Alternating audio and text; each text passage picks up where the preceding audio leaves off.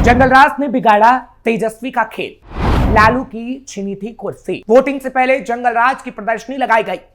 जंगलराज शब्द का बार बार इस्तेमाल किया गया। लालू को पोस्टर में महिला का मुंह दबाते तक दिखाया गया। प्रदर्शनी में लालू शासनकाल के अखबारों की कटिंग लगाई गई। एनडीए ने कहा लालू प्रसाद का शासनकाल जंगलराज नहीं बल्कि आतंकराज था। ये हम नहीं बोलते, तत्कालीन हाईकोर्ट तक ने बोला था।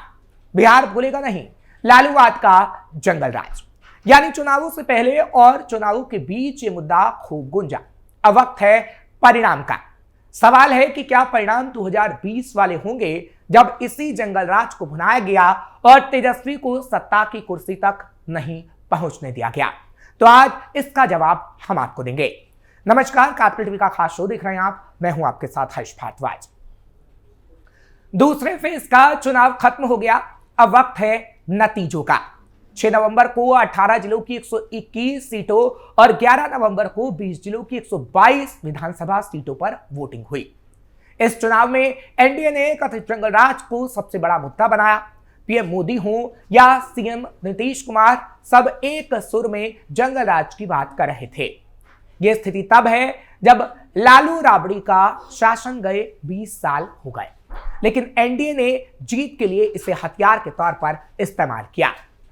चुनाव प्रचार में एनडीए के हर नेता ने, यानी पीएम नरेंद्र मोदी, सीएम नीतीश कुमार, केंद्रीय गृह मंत्री अमित शाह से लेकर केंद्रीय मंत्री जीतन राम मांझी और चिराग पासवान तक ने जंगलराज को मुद्दा बनाया। 24 अक्टूबर को पीएम मोदी ने समस्तीपुर और बेगूसराय में पहली चुनावी रैली की। उन्होंने अपने भाषण में 30 बार जंगलराज शब्द का इस्तेमाल किया। मोदी हर सभा में जंगलराज का जिक्र कर रहे थे। उन्होंने नारा दिया, फिर एक बार एनडीए सरकार, फिर एक बार सुशासन सरकार, जंगलराज वालों को दूर रखेगा बिहार। इसी तरह 16 अक्टूबर को समस्तीपुर के सराय रंजन में अपनी पहली सभा में सीएम नीतीश कुमार ने कहा, पहले बहुत बुरा हाल था, शाम के बाद कोई घर के बाहर नहीं निकलता था। उनके समय में हिंदू मुस्लिम झगड़े होते थे, बहुत कम बच्चे पढ़ते थे। बिहार के विकास का काम लगातार हो रहा है। अब डर और भय का वातावरण नहीं है, जंगलराज नहीं है। इसी तरह 16 अक्टूबर को छपरा के तराया में अपनी पहली जनसभा में अमित शाह ने लोगों से पूछा, बिहार में विकास चाहिए या जंगलराज? इस पर भीड़ ने जवाब दिया, विकास। इस पर शाह ने कहा, यह स्पष्ट संकेत है कि जनता फिर से लालू राज नहीं चाहती। यानी शुरुआत से लेकर अंत तक जंगलराज की बात हुई। आखिर जंगलराज शब्द बिहार की राजनीति में कैसे आया? जंगलराज शब्द का पहली बार इस्तेमाल 1997 में किया गया। तब लालू यादव चारा घोटाले के आरोप में सीएम पद से इस्तीफा दे चुके थे और राबड़ी देवी मुख्यमंत्री थी। उस वक्त पटना में जलभराव हो गया, पानी निकालने की व्यवस्था काम नहीं कर पा रही थी। इसको लेकर अगस्त 1997 में पटना हाई कोर्ट में याचिका डाली गई। कोर्ट ने सुनवाई करते हुए टिप्पणी की, पटना की स्थिति जंगलराज वाली हो गई है। कोर्ट की इस टिप्पणी को बीजेपी और समता पार्टी, जो अब जेडीयू है, लालू राबड़ी शासनकाल से जोड़ा गया और खूब प्रचारित किया गया। विरोधी शब्द को लालू राबड़ी सरकार के प्रतीक के तौर पर इस्तेमाल करते रहे और 2025 में भी यही किया गया। लोगों के मन में जंगलराज का खौफ क्यों? लालू राबड़ी काल यानी 1990 से 2005 में हत्या, किडनैपिंग और जातीय हिंसा खूब फैली। नेशनल क्राइम रिकॉर्ड ब्यूरो यानी एनसीआरबी और स्टेट क्राइम रिकॉर्ड ब्यूरो यानी एससीआरबी के मुताबिक 1991 से 2001 के बीच 58 नरसंहार हुए।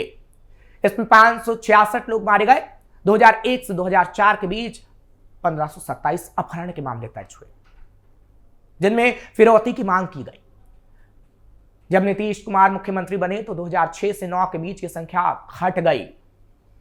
लेखक मृत्युंजय शर्मा अपनी किताब broken promises, caste, crime and politics in Bihar में उस समय की परिस्थिति पर पूरी बात लिख चुके हैं। कहा गया कि सामाजिक न्याय की आड़ में राज्य की संस्थाओं को सधे तरीके से कमजोर किया गया और यह सब लालू राज में हो रहा था।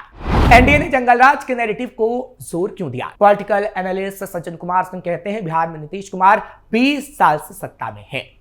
उनके साथ कुछ समय को छोड़कर बीजेपी भी सत्ता में है। ऐसे में इतने लंबे समय तक सत्ता में रहने के कारण एंटी इनकम्बेंसी तो होगी। इसको दूर करने के लिए सरकार विपक्ष के चेहरे पर चस्पा जंगलराज को भुनाती रही।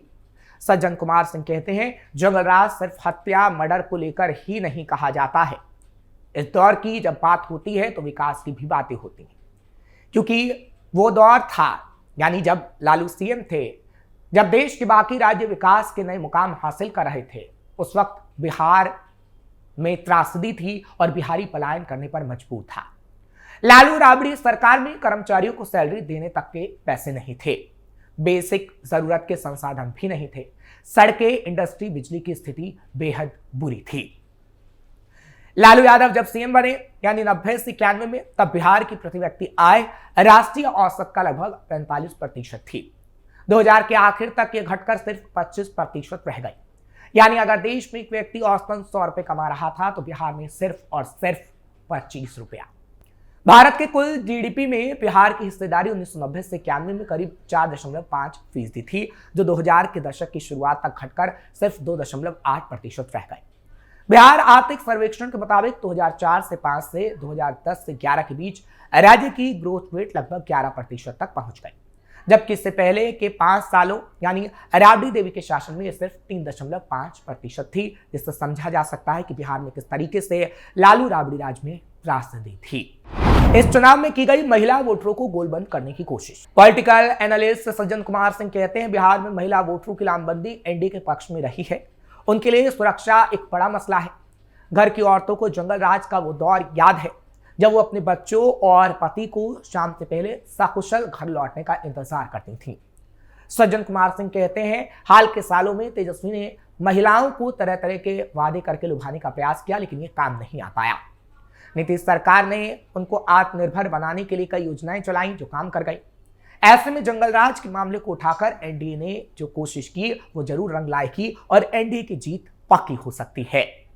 अब महिलाओं की गोलबंदी क्यों जरूरी हुई, इन आंकड़ों से भी समझिए। 2020 विधानसभा चुनाव में 54.6% पुरुष ने तो 59.7% महिलाओं ने वोट डाले, यानी महिलाओं ने ज्यादा वोट डाले पुरुषों की तुलना में 5% ज्यादा। 2020 में 243 विधानसभा सीट में से 167 सीटें ऐसी थी जहां महिलाओं ने पुरुषों से ज्यादा वोट डाले। इनमें से 90 सीटों पर एनडीए जीता। एनडीए ने कुल 125 सीटें जीती और ये एनडीए अच्छे से जानती है कि इसलिए महिलाओं की गोलबंदी करनी है ताकि 2025 में जीता जा सके। 2010 और 2015 में भी महिलाओं ने नीतीश कुमार की सरकार बनवाई थी। 2010 में पुरुषों की तुलना में 1.5% और 2015 में 9% महिलाओं ने ज्यादा वोटिंग की थी और एनडीए की सरकार बनी थी। तेजस्वी जंगलराज की परछाई से क्यों नहीं बच पा रहे? आरजेडी के टिकट बंटवारे को देखें तो पता चलता है कि पार्टी दबंग छवि और बाहुबलियों को नहीं छोड़ पा रही है। आरजेडी 143 सीटों पर चुनाव लड़ी। इसमें 9 कैंडिडेट बाहुबली या उनके परिवार वाले हैं। ये वो बाहुबली हैं जिनका रुतबा लालू राबड़ी शासनकाल में बहुत था। यानी इस बार भी जंगलराज की छवि नहीं हट पाई तेजस्वी से। मोकामा से सूरजभान सिंह की पत्नी वीणा देवी को टिकट मिला। वारिसलीगंज से अशोक महतो की पत्नी अनीता देवी, लालगंज से मुन्ना शुक्ला की बेटी शिवानी शुक्ला, दानापुर से बाहुबली रीतलाल यादव, रघुनाथपुर से दिवंगत शाहबुद्दीन का बेटा ओसामा, बाढ़ से करणवीर सिंह उर्फ लल्लू मुखिया, संदेश से अरुण यादव के बेटे दीपू राणावत, बेलागंज से सुरेंद्र यादव के बेटे विश्वनाथ यादव, रुपौली से अवधेश मंडल की पत्नी बीमा भारती। सामाजिक आधार लालू राबड़ी वाला ही। वहीं लालू यादव दशकों तक एमवाई यानी मुस्लिम यादव समीकरण की राजनीति करते रहे हैं। तेजस्वी यादव उससे बाहर निकलने की कोशिश कर रहे हैं, लेकिन टिकट बंटवारे को देखें तो उन्होंने 143 में से 70 कैंडिडेट इसी समीकरण को दिए, मतलब 49%।